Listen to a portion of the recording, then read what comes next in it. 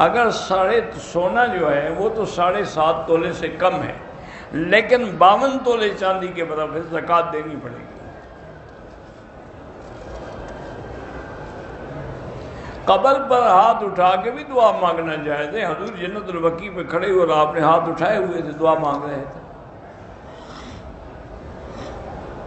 کسی نے زمین ٹھیکے پہ دیا تو پیسے تو لے گا نا اللہ کے بندے، جب پیسے لے گا تو پیسوں کی زکوٰۃ دے گا۔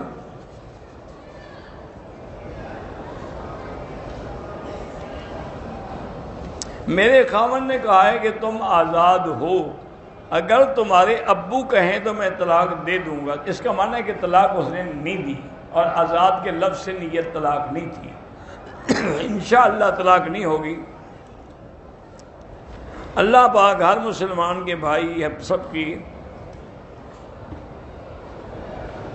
کسی صحابی یا رسول اللہ کو کوئی مثالہ نہیں لگایا گیا دفن کے وقت۔ مثالہ لگا کے کوئی بھی دفن نہیں کیا جاتا۔ لوگوں نے مشہور کر رکھا ہے کہ یہاں مثالہ لگا دیتے ہیں اور لاش جلدی گل جاتی ہے۔ سب کسے تم نے دیکھا ہے مثالہ لگاتا ہوا؟ وہ کون سا مثالہ ہے؟ کیا نام ہے اس کا؟ ایسے قصے تو نہ کیا کرو نا۔ حضرت علی کے والد اسلام نہیں لے آئے، اس لیے ان کو علیہ السلام نہیں کہنا۔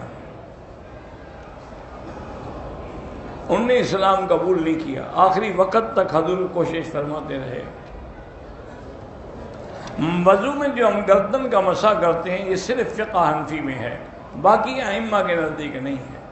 اور فقہ حنفی میں ہے کہ ایک روایت میں آتا ہے کہ جو آدمی گردن کا مسح کرتا ہے اللہ اس کو قیامت والے دن اغلال جہنم کے جو ہیں ان سے بچائیں گے۔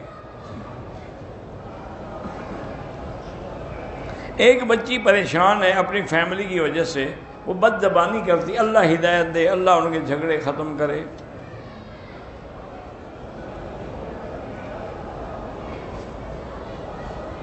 ہم پاکستان سے آئے ہیں، ہمارے گروپ میں سے ایک عورت نے جدہ ایئرپورٹ پہ اسکارف باندھا، پتہ نہیں کیا ہے۔ بہرحال اگر وہ نیت پاکستان سے کر کے آئی تھی تو کپڑا اس نے جدے باندھا، کوئی حرج نہیں، ٹھیک ہے۔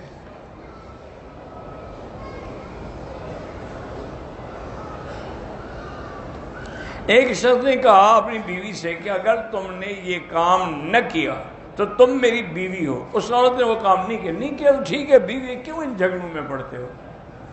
لاہور پڑھو اور بھول جاؤ۔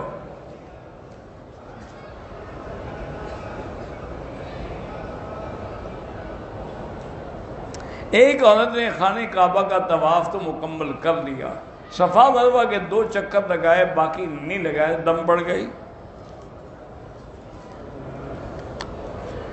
ہم پاکستان سے آئے ہیں، احرام جدہ ایئرپورٹ پہ باندھا ہے تو آپ کو دم پڑ گئی، اور وہ اصل عمرہ جو تھا اس سے بھی آپ محروم ہو گئے۔ وہ تو آپ کو اپنے ملک سے نیت کرنی چاہیے تھی۔ عورت نے بھی نہیں باندھا، اگر جدہ سے باندھا ہے تو اس پر بھی دم ہے۔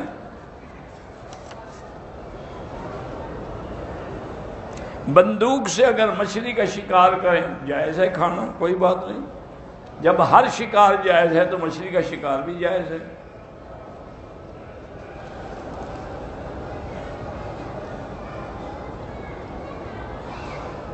میں نے قرآن پاک حفظ کیا تھا لیکن اب بھول گیا ہوں، بالکل بھولنے سے گناہ کبیرہ ہے، توبہ کرو اور دوبارہ یاد کرنے کی کوشش کرو، اور کسی قاری کے پاس بیٹھ کے سمجھو کہ قرآن کو یہ پکا کیسے کرتے ہیں۔ میں نے مسجد عائشہ سے عمرہ کیا، طواف بھی کیا، صفا گئی، اس کے بعد کھجور کھا کے پانی پیا، حل کرنے کے بعد نہانے سے پہلے احرام کی حالت میں کھانا منع تو نہیں ہے؟ آپ تو پاکستان سے جب احرام باندھ کے آتے ہیں پہلے ہی جہاز میں روٹی کھانی شروع کر دیتے ہیں، تو پھر منع کیسے ہوا؟ آپ تو ابتدائی وہاں سے کرتے ہیں۔ اور ماشاءاللہ کتنے خوش نصیب ہمارے حاجی ہیں کہ غیر محرم عورت کے ہاتھ سے کھاتے ہیں۔ وہ کھانا جو ہے ہوسٹس دیتی ہے نا، جس کو دیکھنا بھی حرام ہے، اس کے ہاتھ سے کھانا کیسے جائز ہے؟ میں ایک دفعہ پتہ نہیں امریکہ سے آ رہا تھا، اللہ کی شان یہ ہے کہ فرسٹ کلاس میں کوئی بندہ ہی نہیں تھا، صرف میں اکیلا تھا۔ بہرحال تھوڑی دیر گزری تو یہ ہوسٹس آئی، اس نے کہا کہ حضرت آپ کیا کھائیں گے؟ میں نے کہا بیٹی میں نے کچھ بھی نہیں کھانا، مجھے نیند آئی ہوئی ہے، میں کئی دن جلسے کر کر کے جاگا ہوا ہوں، بس مہربانی کریں مجھے سونے دیں۔ اور نے کہا جی مجھے پائلٹ نے ہدایت کی ہے کہ میں مکی صاحب کا خصوصی خیال رکھو اور خود اور جو چیز کہیں وہ پکا کے پیش کرو۔ میں نے کہا بیوی میں نے نہیں کھانا ہے۔ انہوں نے کہا جی میں آپ کو اپنے ہاتھ سے کھلاؤں گی۔ میں نے کہا تمہارے ہاتھ سے کھانے سے میں کوئی بزرگ بن جاؤں گا؟ میں تو اور گناہگار ہو جاؤں گا تمہارے ہاتھ سے کھانے سے۔ بہرحال اس نے کہا جی آپ کی مرضی۔ میں نے کہا بس میری مرضی یہی ہے، مہربانی کر کے مجھے تنگ نہ کرو اور مجھے آئندہ آ کے ڈسٹرب نہ کرنا، کیونکہ اس پورے ایریے میں کوئی بندہ اور نہیں ہے، تو ایک اکیلی عورت ہو، اکیلا مرد ہو، تیسرا پھر شیطان ہوتا ہے۔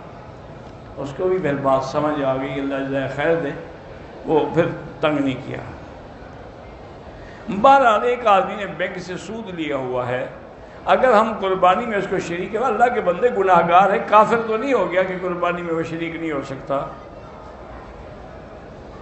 طواف کے دوران کعبے کو نہ دیکھیں، قدم زمین نظر نیچے رکھیں، چونکہ طواف نماز کے حکم میں ہے، اور نہ مقام ابراہیم کو ہاتھ لگائیں۔ طواف میں 7 چکر ہوتے ہیں، 8 لگاؤ گے تو سنت رسول کی مخالفت کرو گے۔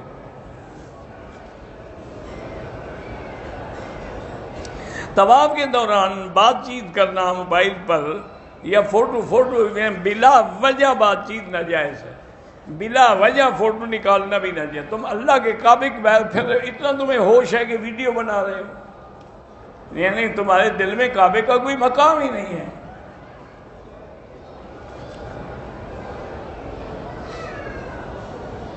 میرے بھانجے مبشر لقمان کا قانون کا اللہ کامیاب کرے۔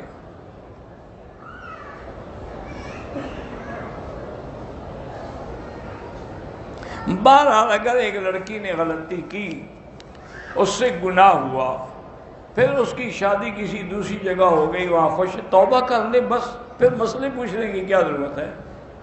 اب اس کی زندگی اچھی گزر رہی ہے، بلا وجہ یعنی باتیں کر کے اپنا گھر برباد کرنا چاہتی ہے۔ استغفار کرو، توبہ کرو اور بھول جاؤ، پھر گناہوں کا ذکر نہ کیا کرو۔ ہمارا ایک بیٹا ہے، اللہ مزید اولاد بھی دے، جن کے پاس نہیں ہے اللہ ان کو بھی دے۔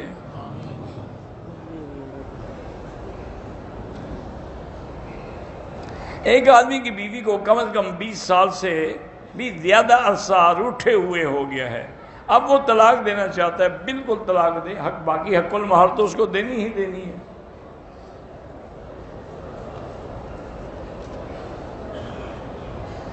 اگر کسی نے غیر محرم سے بوس و کنار کیا، اس کے بدن کو بھی چما، زنا تو نہیں ہے لیکن مبادی زنا تو ہے نا، اس لیے استغفار، اسی لیے اللہ نے حکم دیا نا کہ وَلَا تَقْرَبُوا الزِّنَا، زنا کے قریب نہ جاؤ، کیا معنی؟ یہی مسائل نہ کرو۔